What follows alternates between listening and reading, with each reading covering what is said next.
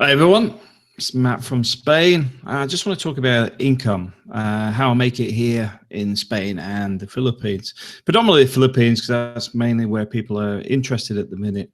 I'm just going to switch the camera off so we've got a bit more bandwidth. I'm just going to double check the bandwidth is stable because we cancelled the show earlier. Yeah, it's nearly 700 kilobytes. A bit more stable. So that looks okay now.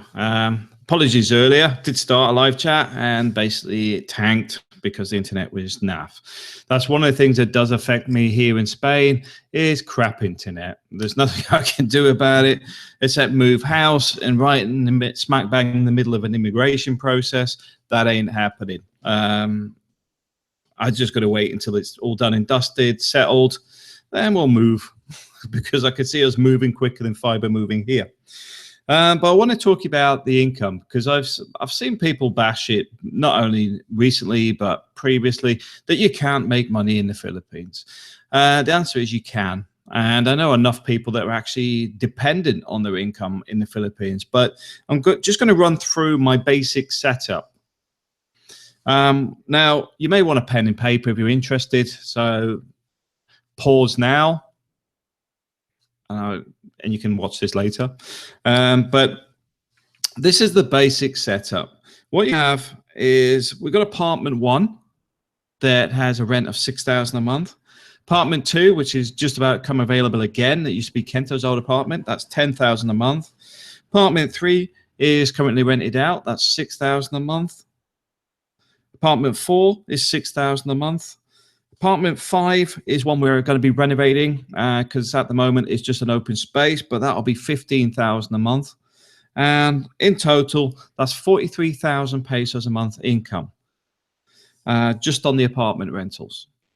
Now, I've mentioned this about the peso machines before, and I said you can get up to 250 pesos a day out of each machine, but let's just say they're 100 pesos each, which is, it's not a lot of money, but I just wanted to show the viability of this. If you've got 5 peso machines, that's 15,000 pesos a month, because the weekends are normally busier than the working days because kids have got more time, so they hang around them more.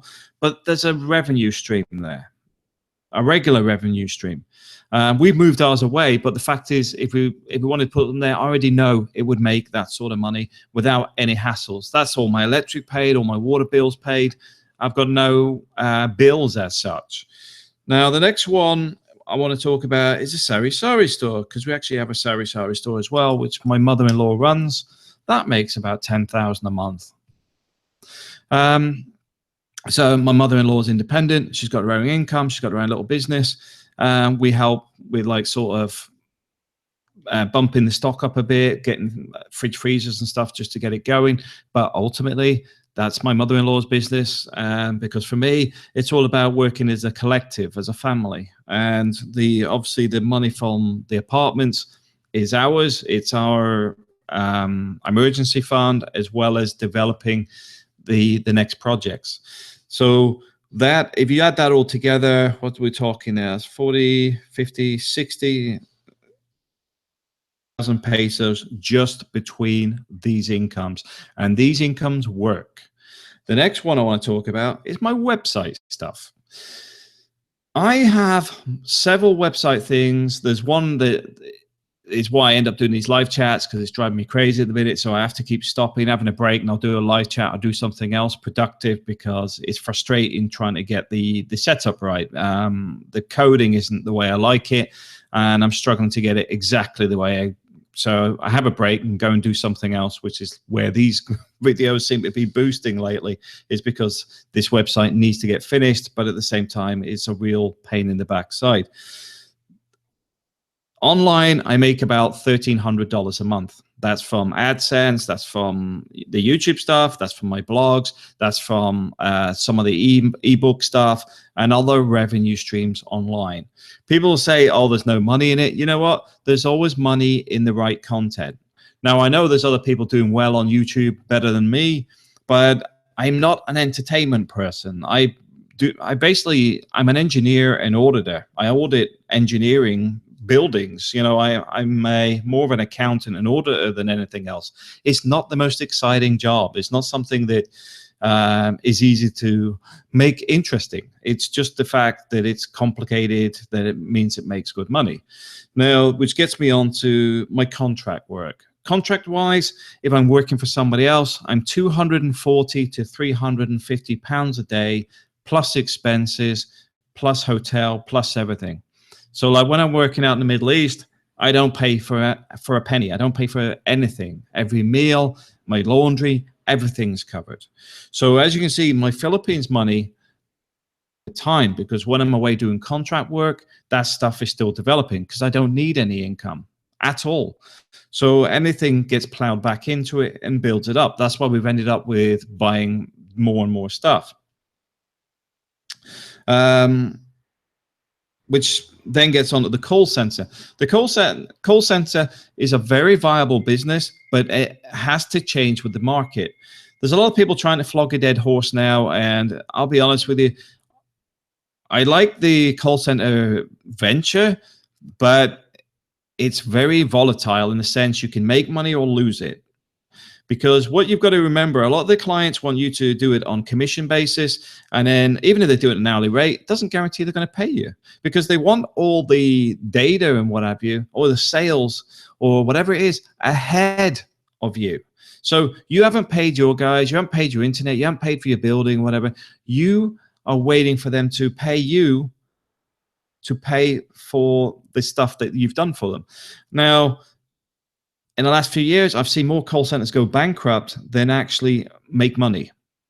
You have to be very strict with your clients. You have to go, you know, if that doesn't look right, you know what? I just say, to hell with it. I'm not risking it. I don't care. You know, they go, oh, it's a very good deal. No, it's a good deal for you. It's not a good deal for me. You know, this is why I moved away from dealing with middlemen and agents and people pretending to be Americans when they were from Pakistan, etc.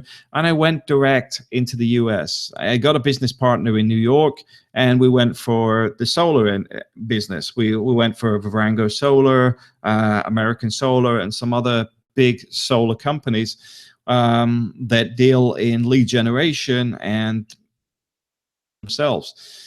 What sort of money is that? Well, you're talking, for Philippines call centers, they were getting down as low as $35 a lead, while we were making 70 to 80. If I was actually in Florida, I could get $100 a lead. Now, the market changed. So back then, we made some good money. We made some serious money, and that's why people go, oh, how did you earn $10,000 a month? That's impossible. It's not impossible. It's difficult now. Back then, very easy to do. Now, the whole industry has changed. The tariffs and what people get in return for having a solar system has sort of vanished. Oh, hi, Wes. Oh, sorry, I didn't see the chats there because I'm sort of like going through my notes and talking at the same time. Hi, Wes, and hi, Johnny Fanta.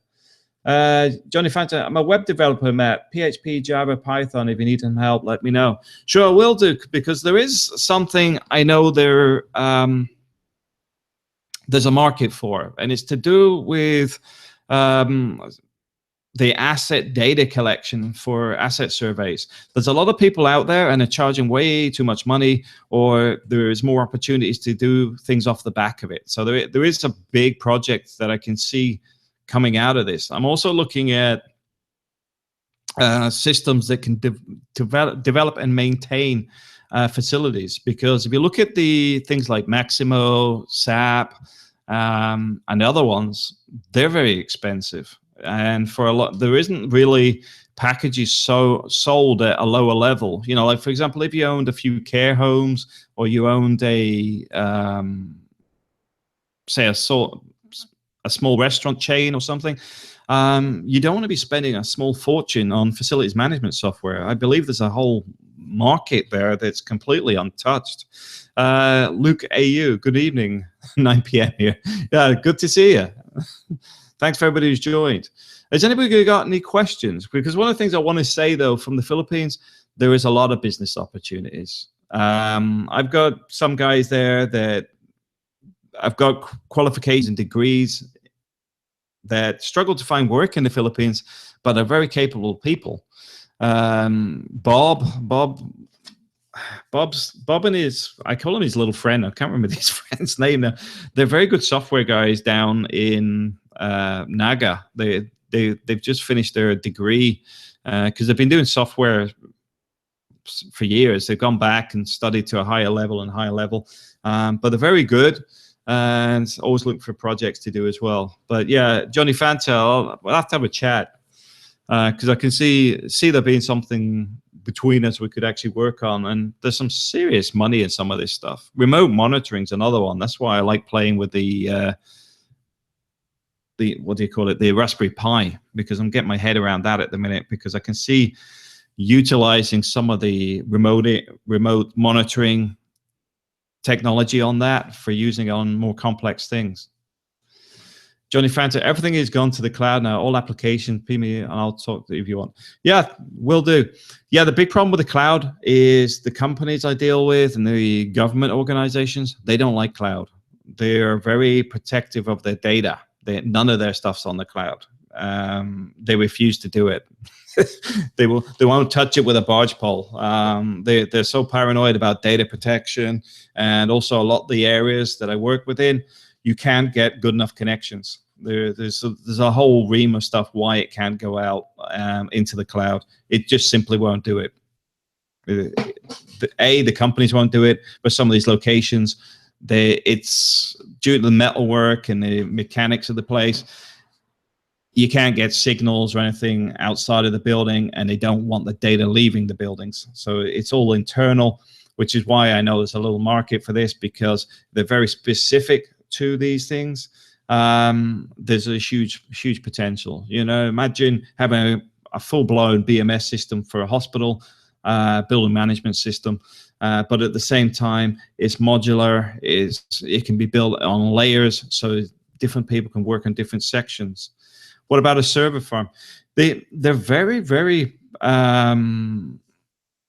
what about server farm? They're very protective of the data. I mean, extremely protective. We're working normally for clients, but the clients are very careful in what data they give you access to, even though you're actually working for them and developing their systems. So yeah, data protections, they would want it in their own data farm. they don't want it going outside of the buildings. They're very protective, because I'm sure it's more to do with the concern about somebody finding a way into the system from something we do externally, rather than the data that we're actually gathering. Although I suppose if you could actually alter motors and pumps and water flows and things, you could play mayhem in a hospital. Yeah, so yeah, they are very protective of it. Math, this live stream is cool. Thank you.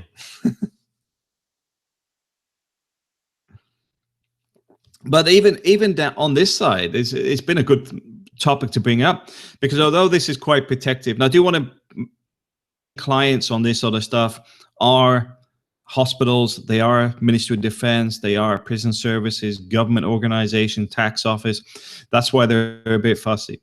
Other entities in there that we could find a way to help them prize their data into a more usable format that would benefit them as well as us. But the Philippines, you've got a lot of technology there that isn't really being used. One of the things I was thinking of before is having remote security guards, where basically they do the CCTV monitoring from the Philippines. Obviously, you're going to need somewhere with a good enough connection to manage it, but it's not impossible.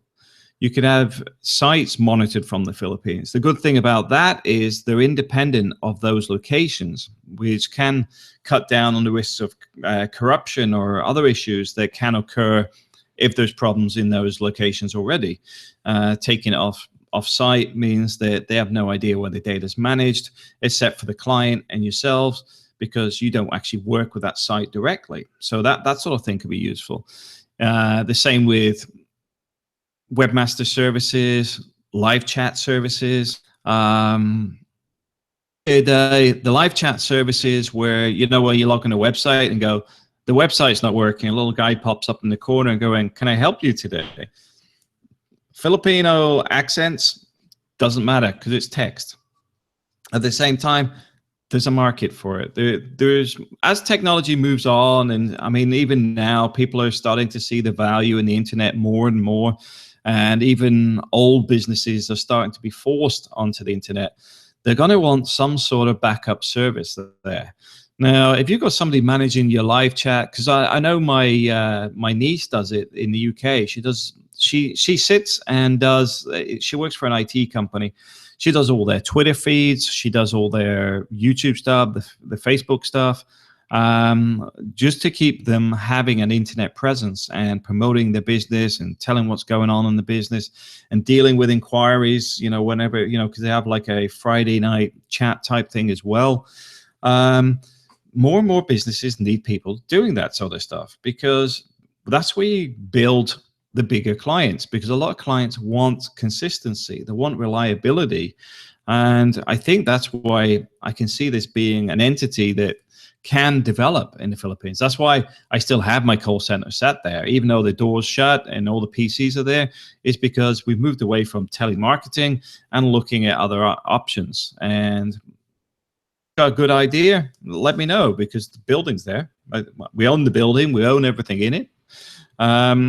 It's geared up to basically run as a call center, contact center, whatever it needs to be.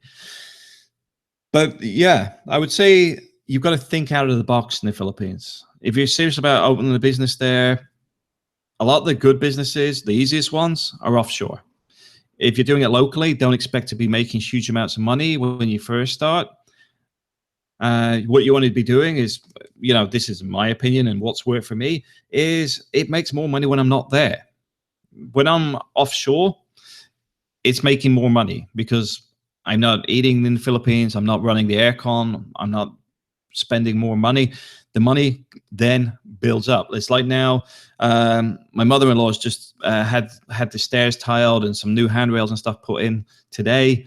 And I know Mark's over there at the minute. Mark's just had his internet sorted out in his apartment with new conduit and stuff going in as well to tidy it up a bit. You've got to keep developing things. And the more you develop it, the more your income appears, and the more money you have to develop it further. And I mentioned this before because somebody had a bit of a jab because I bought a fridge in a month. Oh, you bought a fridge. Yeah, but the whole point is the fridge was the last asset for that apartment, because now that apartment's another $6,000 a month. And that's ongoing permanently. That's the thing with this sort of stuff. It's once it's up and running, you just keep churning it over. It's money coming in. It's money in the bank every month. Johnny Fanta, our customer support person is from the Philippines, been with us now for 3 years, and our graphic designer was from there too. Yeah, there's some fantastic people out there. I mean, April, my wife's best friend, was doing the CGI for the film 300. She's out in Hollywood. I think her and her husband's moving over to Spain at some point. But she goes to all the film awards and all that sort of stuff because she knows her stuff. Same as another classmate, Paok. He won a contest for, I think it was either Nissan or Toyota. And he's off somewhere. Because their graphic work is amazing. And that's why I think there's a whole isn't existing in the Philippines yet, but I think even with the cartoon stuff, because there's a lot of cartoon and animation people that are Filipino. And it makes sense to develop some of these industries in the Philippines rather than export the people when they can do it in-house. They can do it in-country. And I'm not being funny. If you set it up right, you don't need to be earning as much because you can improve the quality of life beyond what you'd be earning in the West. Because the Philippines, because it has a lot of stuff available in country that would be expensive offshore. I mean, like, for example, childcare in the UK is excessively expensive. In the Philippines, you can have live-in nannies. I mean, I know when we're there, we have 2 nannies for the kids. We have an assistant that helps my mother-in-law around the house. We sometimes have a driver for the kids to go to school. That sort of stuff in the West is not really for everybody. But in the Philippines, it's possible if you want it. And that's what I think, the standard of living can be accommodating above Western standards for the same sort of money or less, because you have access to so many things due to the cost of labor being cheap. But I do think there's a lot of stuff the Philippines missing out on because there's nobody really focusing on it. And like I was saying, the cartoon industry could be a prime example of something that could be way bigger than it is, because they can do it. I know a lot of it goes US side, but there's nothing to stop the Philippines developing its own little industry there, which could become phenomenally wealthy and big, because it's certainly got the skills there. Anybody else got any comments? Does anybody have any businesses in the Philippines themselves?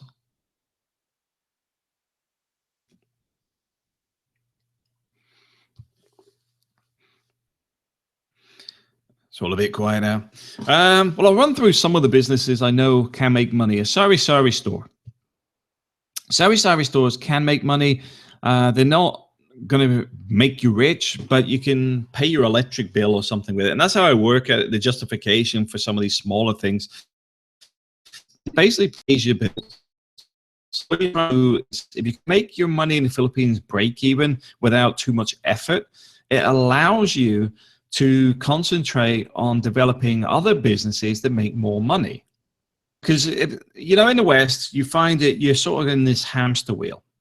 You get a car to go to work, and a lot of people get the car on finance, so they're going to work to pay for the car, to pay for the mortgage, to pay for the day-to-day running, and that's your day. Every day you're filled with that. But as soon as you start going, okay, well, I'm going to sit, like, say, do YouTube videos, and that makes $200 a month. That pays for the car. So the car is no longer keeping you on that hamster wheel. It's only the mortgage. But then you get a little website going, and that starts to make a few hundred as well. And half your mortgage is paid or whatever. And then you're starting to see that you can make more money doing other stuff than you can working 9 to 5. And that is reality. A lot of people get tied into the fact that they're expected to go to work for this fee, da-da-da. And I'll tell you now, contracting, doing asset surveying pays way more than working full-time. I can earn up to 4 times the amount of working on it full-time. People go, oh, your pension on this. I'll tell you what, forget all that. Forget all the pension stuff. Sort your own money out. You can manage it better. You can get yourself a better deal. It's like the state pension from the UK. When I started, I had to be 65. It's now 68. They're on about 70. You tell me what, yeah, if I reach that, I'll worry about it. But until then, I'm planning for my own future. At the end of the day, I don't trust them with my money, so it's better off to try and work around the fact as if it's almost not there. I know some of you guys already reached the retirement age and can already do that, but this is from my perspective. What's that? How many years left? Too many. Yeah, I mean, I've got. Well, it's equivalent of nearly 30 years left before I receive the money. Well, that's a long time. Alan Daniels, good morning from Colorado Springs. How's it going? Yeah, Johnny Fanta, Australians are tapping into the Filipino big time, little time difference. Yeah, I agree. There's a lot of call centers I know that do accounting for Australian businesses because obviously cost-wise, it's much cheaper. All right, good to hear, Alan. Alan says he's doing great. But yeah, the thing is, this was the advice I gave to somebody recently about setting a call center up, is to focus on Australian business, because you do have that short time difference, but also you have the ability, if a client wants to meet you, they can come to the Philippines. It's not going to break the bank, not going halfway around the world. They can come over, you can meet up, they can get an idea of you, they can get an idea of your business, you get an idea of what they do, and you can work as a team. Because I'm all for working as a team rather than just becoming somebody that sells something for somebody you've never met. I prefer it with a proper engagement between the people, because you build trust, you get better understanding, and ultimately you find that if you do it right, everybody makes more money. Alan Daniels, appreciate your videos. Thank you. Yeah, I mean, some people have asked me why I still do videos on the Philippines, even though I'm not there anymore. The answer is I'm still there. Business-wise, I'm still there. Financially wise, I'm still making money there. Family-wise, we're still there. And uh, being this side of the pond over in Spain, the the thing is, I have the whole relationship thing of being in Europe with somebody from the Philippines, and how the family relations and everything else goes on between somebody being abroad and people back home in the Philippines. So that's why I'm still tied to the Philippines in so many ways that it's very difficult to move away from. But also, because I spent about 8 years there, I have a lot of knowledge and experience over that time, because I spent time doing all sorts of businesses and trying different things and ways to make money, because I don't have that pension. A lot of guys go out there with a pension, not really fussed on making a bit of extra money, etc. I didn't have that backup. I can go and contract, but for me, being independent was the most important thing. Being sustainable in the Philippines was the prime motivation, because then we could stay as long as we like. Simon Kerr, afternoon, Matt. Afternoon, Simon. How's your day going? But yeah, the thing is, I want to stress this as an important thing. You can make money in the Philippines. Even a load business. I know I think, I'm not sure if my mother-in-law still does load. She may do it because Jovi used to do it. My sister-in-law used to do it, but I'm not sure my mother-in-law continued with it, because obviously it's a bit mobile phones. But I'm sure somebody said we were still doing it the other day, because I think, yeah, it did actually, because Mark went to the store to get load. So yeah, we're still doing that. But telephone load can make 1,000 pesos a week. If you're in the right location, you can make 1,000 pesos a week. A lot of these businesses are viable, but they are not your only source of income. If you think you're going to run a load business and that's it, then you can't complain when it fails. You need to have like at least 3 different things making money. Because it's like the Sari Sari store.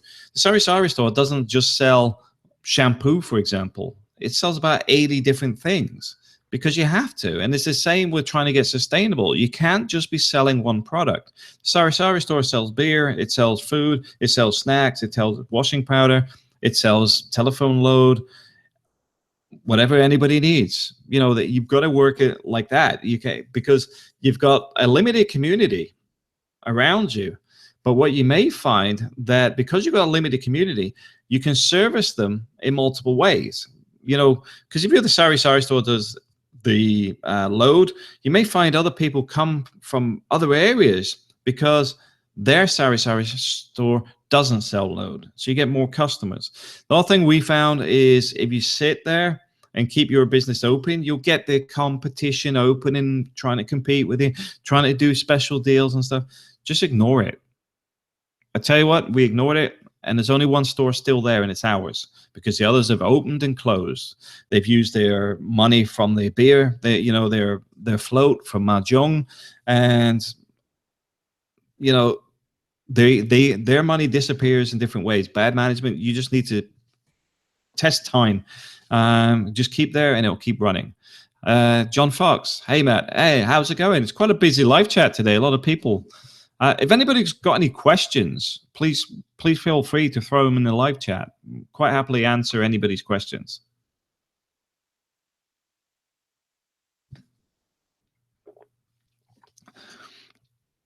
Now, one of the things I will bring up, since we're still a little bit quiet on that, when you hear people saying their business failed in the Philippines, you need to get a full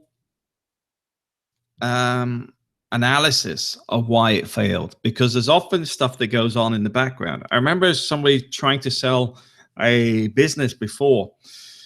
When he was trying to sell it, he would say it's not doing. Oh no, that was it. Because we're talking 2 different ways. We talked to him about I'll try and find him somebody to buy it, and he would turn around and go, "It's doing great, blah blah blah." But then when we talked to his friends, he would say it's costing him money. Um, and that's what you bear in mind. A lot of the people, when the businesses are failing, there's stuff going on outside of the business, or it's in the background. Like, say for example, I don't know, his wife was spending extra money out the business, or the chef stealing food or whatever. Often it's down to the business not being run right, or they want too much income off it, or they're there at the business all the time and didn't want to do that when they retired. There is often a issue there. Johnny Fanta brings up a good point. Is there a big language barrier for a Westerner?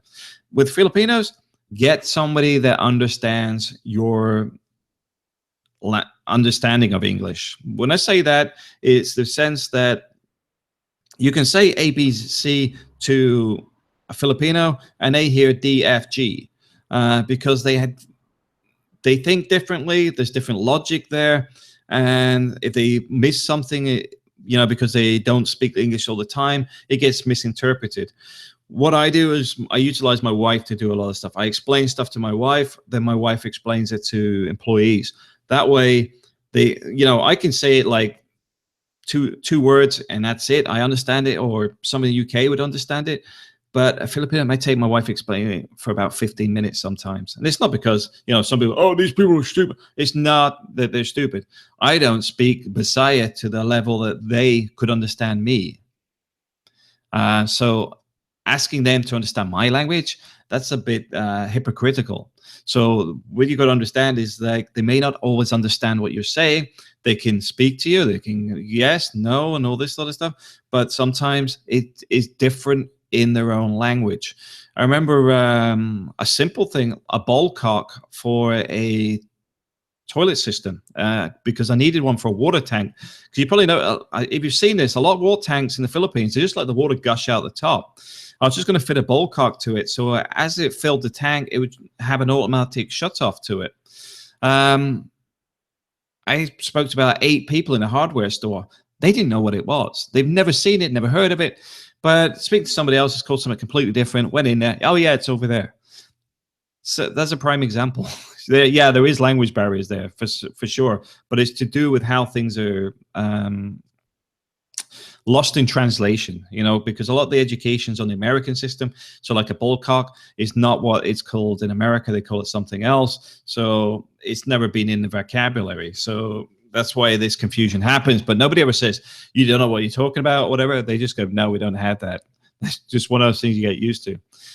John Fox, my mum lives in Spain. I always stay at La Zina. I would love to move over, just can't find a way to make money like I do in the UK.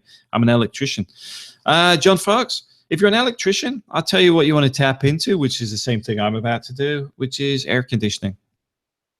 Everywhere's got air conditioning. And what type of installations do you do as well, though? Are you doing like domestics on the old Part P or what? Because it depends on what you're doing. If you're in this area, it's domestic properties 99% of the time. There isn't a lot of commercial interest because the majority of them have probably got major contractors tied with the bigger distributors. Like if you're a national store, your head office normally deals with who they use. Well, the thing is, there is work doing it, but what you will find is it'll take you probably a good 18 months to get set up.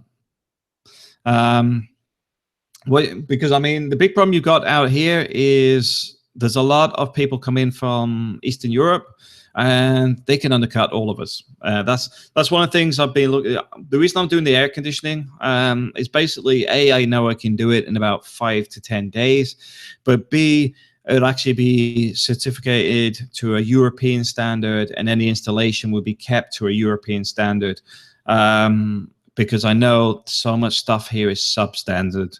The electrics in this house, for example, everything is on one circuit. The cooker, the aircon, the lighting, the sockets, they're all on one circuit. And the board has 16 slots on there. They just didn't wire any of it. They just went around the entire apartment with one loop. So I would say there's opportunity there, but it's mainly promoting the fact on the quality side, not the price. But because at the end of the day, there's a lot of cowboys here. I mean, I mentioned it related to buying properties here in La Mata. If you buy a property, I would say the electrics and the pipework was never installed properly 25 years ago. But at the same time, if you're going to buy a place, I would gut it and do it again now, before you get it all nice and put the way you like, to find out the pipes start popping because the joints are 25 years old and were never done properly in the first place, like upstairs that flooded our place. Yeah. So yeah, John Fox. Yeah, I've had to sort my mum's out. There you go. That's why there's a market for it.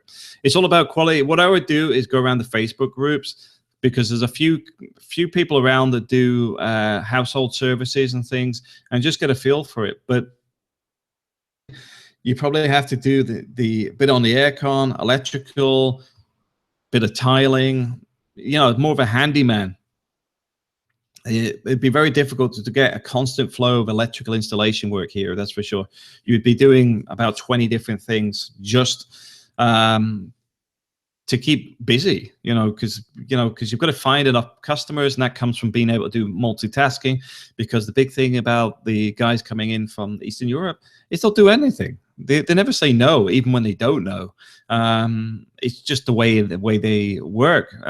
Doesn't mean you always get a good job, but one of the things you have to be aware of is, if you do it right, you'll find. There we go. Johnny Fanta. I know a person who has told she would get 28,000 euros for the property, which she did. Turns out the estate agent sold it for 40 euros and kept the difference.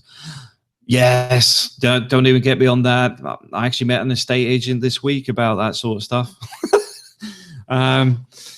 Because that's something we're about to get rid of in this area, because we're going to be working. I'm going to be working with a real estate agent, which is one of my entities that's developing here in Spain.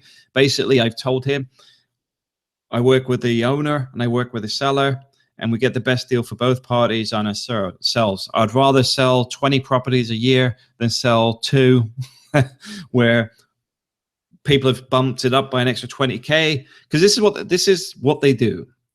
They turn around and will say, I will put 20,000 on your property to allow them to knock it down. And then when they do it, they keep the money. They don't tell you, but they do. They keep the extra. It's. I've seen it. I've seen it, and you'll go, oh yeah, it's just because we know they're going to bump us down. They won't give you the money if they. But also, it means you're less likely to sell it, because your property may sit there for an extra year or so because it's overpriced. It's reality. Yeah, John Fox, I'll have a look, thanks. It'll be worth it just for the way of life of it. Exactly, that's why I do it. I got job offers in the UK, but I want to be here. I'm quite happy sitting doing spreadsheets 8 hours a day rather than sitting in an office where I can just sit there and answer the phone all day instead of actually doing a lot. Well, I'll put that in context. I do actually do a lot. It's more about making sure that people do a lot. But I'd much rather do spreadsheets from Spain, sitting looking out the window, and going down at the beach for a walk or whatever. Yeah, I understand completely. Math. Is bar work easy just to walk straight into coming from the UK? I'm a burnt out prison officer studying a second degree in mathematics. Would love to rent a room alongside the coast, work as a barman. The big problem with the barman sort of work is there's a lot of people pushing for it, and the rates aren't fantastic. What you need to do is actually try and get hold of somebody that's already doing it. I think that's the easiest way into it, because if you've got a friend in the industry already and they already know where to go, because a friend of mine does photography in Ibiza. Now, when he first went, he didn't make as much money the first time around because they gave him a flat rate. But the second time, he realized he's better off just paying the clubs, because he does all these, the photos when people are drunk in the nightclubs and all that sort of stuff. He does that. But he's making serious money doing it, just going into the nightclubs, taking people's photos, giving them the pictures and all that sort of stuff. There's money in it. But the bar work, you're ideally looking for somewhere where it's a busy location. They've got a bigger demand for it. Somewhere like probably Benidorm, which would be my worst nightmare. But yeah, places that have got a high amount of foot drinking traffic because like here in La Mata, it seems a lot of them are related. So you'd struggle to get in it, but a lot of them don't make a lot of money except in the holiday season. So it's not all year round. You'll see like now there could be 5 people in a bar or restaurant, but come November there'll be 2. They lay people off. John Fox, yep, beats the deadlines of getting their commercial premises open on time and 12 and 14-hour days. Yeah, I agree. Yeah, I've been there, done that, and I don't, like I said, I don't mind sorting people's spreadsheets out. Sometimes I do it 16 hours a day, but that's the same reason. They've had deadlines they have to meet for getting all this paperwork back in, and I'm normally brought in last minute because they may be a month or so behind, and then suddenly it's a case of to get the ball rolling in the right direction because they found stuff that were going completely off tangent, especially if you've got some bad surveyors in there. You're trying to rebuild their data from a pile of well, just bad data. Let's just call it that. It's having to build buildings out of blueprints and stuff because they haven't collected it properly. Math, photographer in a club. I like that. Yeah, I mean, see, the thing is like that. There's a guy I know in this area. I say this area is probably about 2 hours north of me. He does things like photography trips for people like to take like these tours for things like owls and things. There, if you can, it takes, see, the thing is, this stuff takes time to develop. You've got to find out where these things are, get in with the right Spanish people that have access to some of this stuff, because obviously it could be nature reserve or whatever, where they're a bit fussy on who goes there. I know with my father's photography group, they went off to Bavaria. Was it Bavaria? I think it was Bavaria. They went to do the video, do photography with the bears. I think it was bears and wolves, or it might have just been the bears because it's always away on trips. But the guy that organized it, Estonia, then contacted while he was on that trip to see if he would do it for the Department of Tourism for Estonia for photography trips as well. I haven't seen something develop to that sort of level here in Spain yet. I've seen some people advertising a bit on websites and stuff, but I think there's a market for actually doing proper photography tours here. You know, like going to a different town, doing, you know, whether it's urban trips or nature, wildlife, whatever. I mean, there's a lot of wildlife here. There's a lot of different types of birds and things. So I would say there is opportunities there, but where to start on it, I don't know. You know, it's one of those things you develop over time. Like I was saying with the photography club, a lot of the guys in my father's photography club do pretty well out their photography. One of the guys does the Adobe products. He actually does them for printers and runs courses, and he's fully booked all year round. You have to book like at least 12 months in advance. Another guy does photography for American rodeos and trips into the US and Canada. He does that at least 6 months of the year.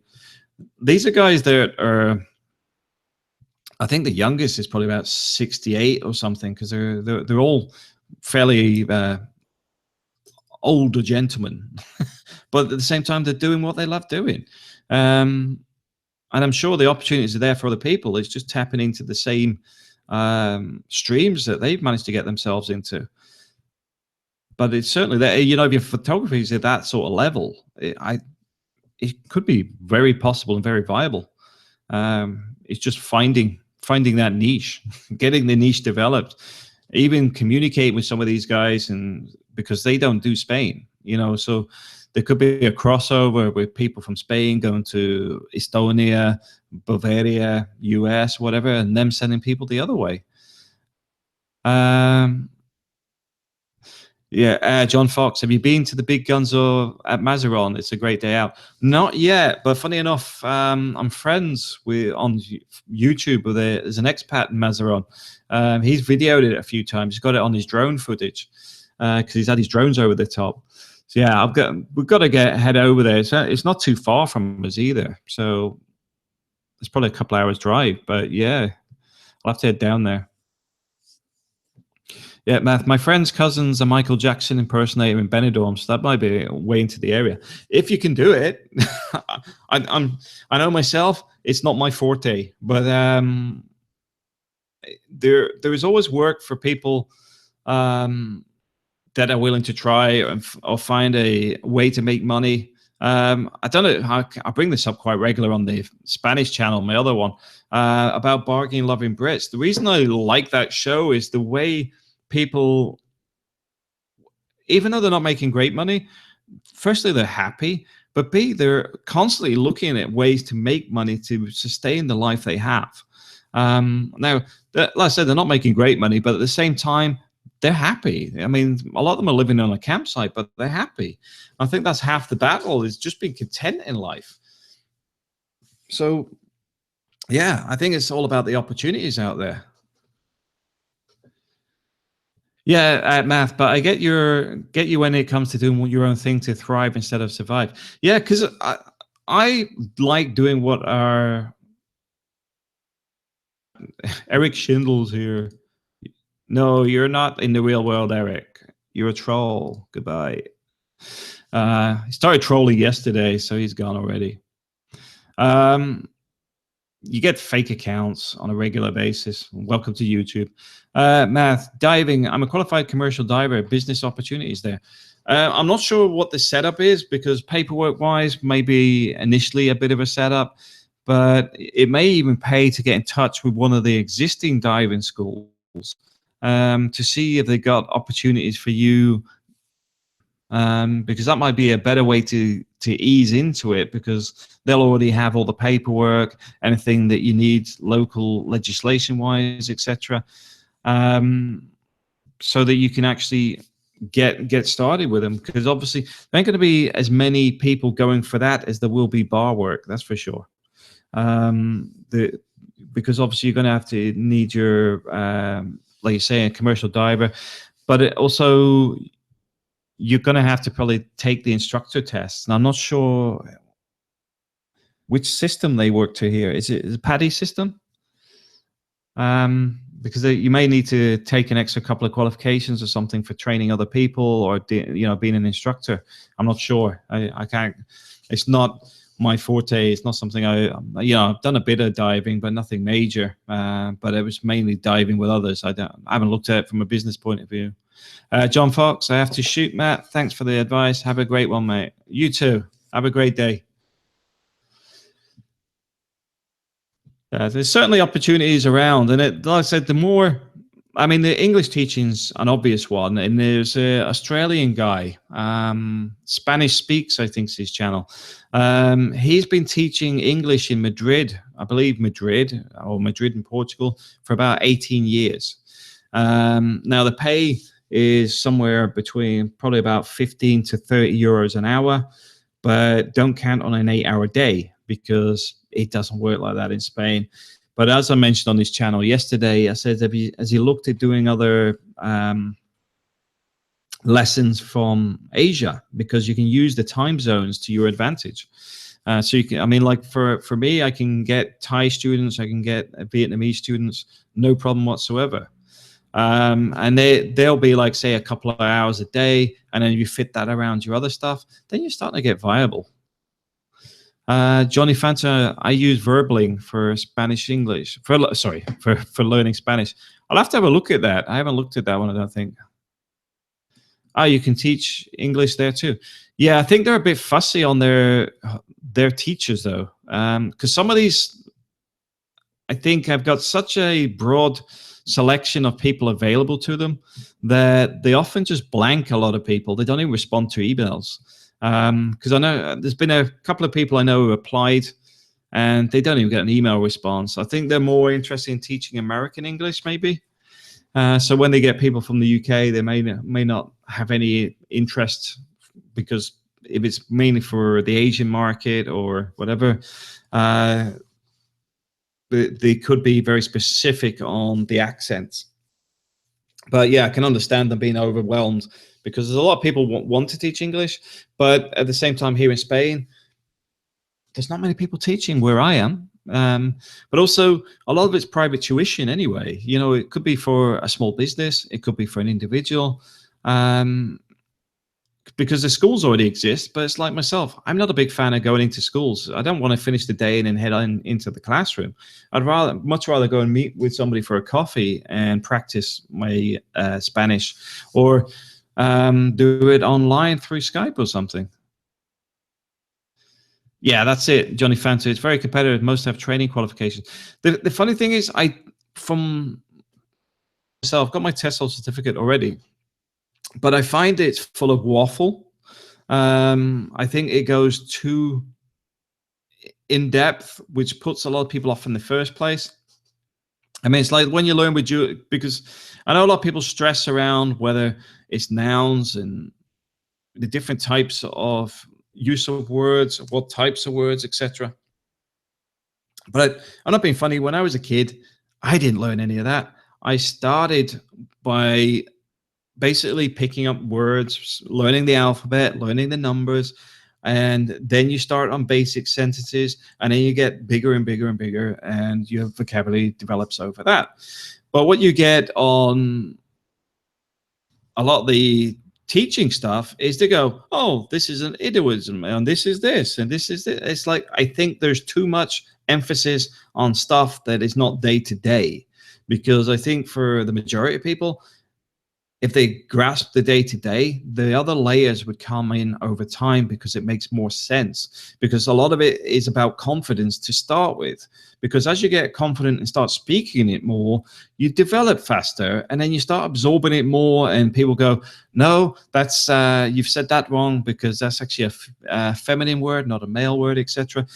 And then you develop it. You develop it with people that are actually from that language, and I think I do find they go way over the top with too much academic stuff on the language. That's my own opinion, by the way. Math, I dive to big deaths, metal helmet, etc. I think the crossover for recreational diving may be a bit of a faff. Padilla is the biggest, then SSI, but worth throwing ideas around. Paddy. Yeah, the Paddy ones.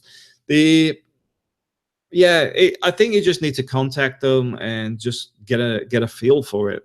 That's the beauty of the internet. You can contact people online, and some people may not respond to you, but other people may actually say, you know what, there's a market for it, or we can give you 2 months work a year, or whatever. The whole point is, you need to get a feel for what's available, and the best way to do it is contact people in that industry already. That's why I look around at stuff that's already up and running. It's like here in La Mata, I look at the restaurants, and I see one near us that's closed, and I'm thinking, could it be a viable business? Because I know there's a lot of people here all year round now. It's actually growing, which does put the question mark: if it's growing in this area, does that mean that the business actually closed will be more viable than it was, because it was viable enough to be open before the recession? So that's a question mark. And one of the things I will say about the Brexit sort of stuff here is we're not predominantly tourists from the UK. Here it's mainly Barcelona, Madrid, and the whole of Europe. We have neighbors from Switzerland, we Norwegians, Scandinavians, people from everywhere. So the Brexit, I don't think, is really going to affect it in that sense. But I do think there seems to be an influx of Scandinavians a lot more in the last 2 years, even from people I've spoken to who've been here a long time. There does seem to be an increase on people coming here. I think it's maybe there's been more of a move to people working remotely or something. So, they've been able to work more from home. I'm not sure, but it certainly seems busier. But as Johnny Francis says, you can teach English here too. The thing with the beauty about teaching English is you can do it online, you can do it in person, you can do it in a classroom, and the courses, the CELTA or the TESOL courses, they're not difficult. And I do say that not in an arrogant way, but the fact is, I think they're structured so you can't fail. I think it's more a case of you just keep going till you get it right. I mean, which is a bit sad these days. A lot of stuff set up that way where even if you're bad at it, you'd still pass if you spent long enough doing it. But at the same time, you can get the qualifications without too much difficulty. But I do emphasize this point. It doesn't make you a teacher. What makes you a teacher is developing your own skill set, your own ability to teach, how you teach people. And a lot of these courses do not teach that. They teach you things like what's an idiom and what's grammatic errors and basic terminology within the English language. But in all honesty, I think for the majority of people learning English, it's at a level they don't need until they're proficient in the language in the first place. So I don't really see that as being a major plus. I see it as it overcomplicates things. Matt, gotta go, Matt. Thanks for your time. You too, mate. Take it easy. Simon Kerr, Matt, any advice on somebody looking to buy a holiday home in Spain? First thing is, if you can get direct with the buyer, it helps. The reason I say that is we're just talking earlier about the fact somebody stuck about nearly 20,000 euros on somebody else's house. So the buyer didn't get it, the real estate agent had it. That's one thing. Another thing I look for is compare it. Now, when I say market value, it's more a case of finding similar properties in the area yourself and comparing the prices, because there is no real value. A lot of the figures here are made up. And a conversation recently actually brought about the fact that you could have 10% from a real estate agent, 10 to 15% from the real estate agency. Then you got your 10% tax to the state, and then probably another 5-6% in legal fees and other costs. Then you've got to look at the other aspects. Is the building allowed to be sold? Because some of these buildings, obviously people have heard of the land grab issues. Some of these buildings are in legal issues at the moment. So you need to make sure that doesn't get involved. Tax-wise, you've got to be careful that it's the market value rate that you pay, because you could pay 20,000 for an apartment and then the government turn around and say, we value it at 40,000. So you have to pay the 10% on the 40,000, not the 20,000. So you'd have to pay an extra 2,000 euros. And they may come after you for that 4 years later, once they've decided it's X, Y, Z. And these things you have to be very careful of. They do these things. What else will there be? Making sure there's no debt on the property. The person can actually sell the property. A good conveyancing lawyer can sort this out. Andreas does all that stuff. And I suppose the next one is getting the right mortgage. Somebody got stuck with a bank recently that basically they bought the house, got the mortgage and everything. Then the bank decided it didn't want to give the mortgage. So they retracted the mortgage, but it all went a bit messy. It's like the bank now owns the property, wanted them out of the property, but they're living in it because it actually got the mortgage from the bank. It was very weird, but it sounds, speaking to other people, getting problems with banks can be a major issue sometimes if it happens.